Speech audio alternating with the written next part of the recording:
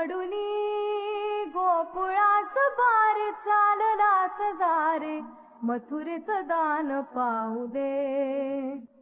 सोडूनी गोकुळाच बार चाललास दारे मथुरेचं दान पाहू दे.